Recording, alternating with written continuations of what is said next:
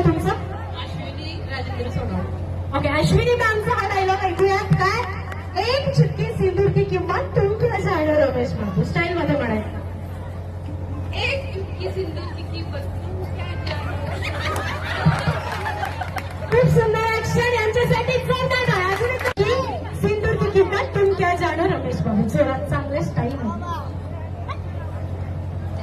एक चुटकी सिंदूर की किंमत तुम क्या जानो रमेश बाबू.